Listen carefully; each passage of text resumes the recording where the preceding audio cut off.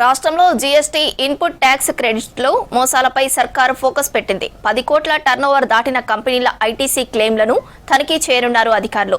BRS హయాంలో ITC అక్రమాల్లో సుమారు 3,000 కోట్ల నష్టం జరిగినట్లు గుర్తించారు.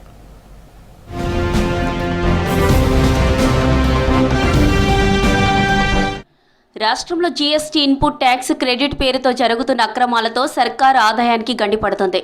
ఫేక్ ఐటీసీలతో ప్రభుత్వానికి గతేడాది 710 కోట్లకు పైగా నష్టం జరిగినట్లు తెలుస్తోంది. అక్రమాల్లో గుర్తించిందే ఇంత ఉంటే పట్టుబడకుండా జరుగుతున్న వాటిల్లో ఇంతకు డబుల్ ట్రిపుల్ ఉంటుందని అధికారులు అంచనా వేస్తున్నారు. గత బీఆర్ఎస్ హయాంలో స్క్రూటినీ మాడ్యూల్లో జరిగిన ఐటీసీ అక్రమాలతో 3,000 కోట్లకు పైగా నష్టం జరిగినట్లు నిర్ధారించారు.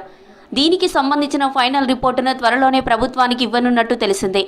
రాష్ట్రంలో ఏటా యావరేజ్గా 6,000 కోట్ల నుంచి 7,000 కోట్ల వరకు జీఎస్టీ ఐటీసీ చెల్లింపులు జరుగుతున్నట్టు తెలుస్తోంది. అయితే ఇందులో చాలా వరకు నకిలీ ఐటీసీలు ఉంటున్నాయి. ఈ దందాను అరికట్టేందుకు జీఎస్టీ అధికారులు కఠిన చర్యలు చేపడుతున్నారు.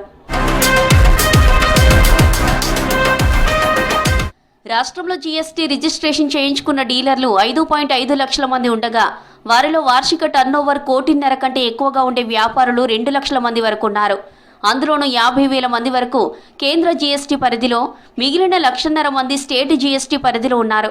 మొత్తం జీఎస్టీ రిజిస్ట్రేషన్దారులు నిర్వహిస్తున్న వ్యాపార లావాదేవీలపై ఆయా సంస్థల వ్యయ బిల్లులు, మంత్లీ బిజినెస్ లావాదేవీల రిటర్న్స్పై మానిటరింగ్ చేయాలని సీఎం రేవంత్ రెడ్డి అధికారులను ఆదేశించారు.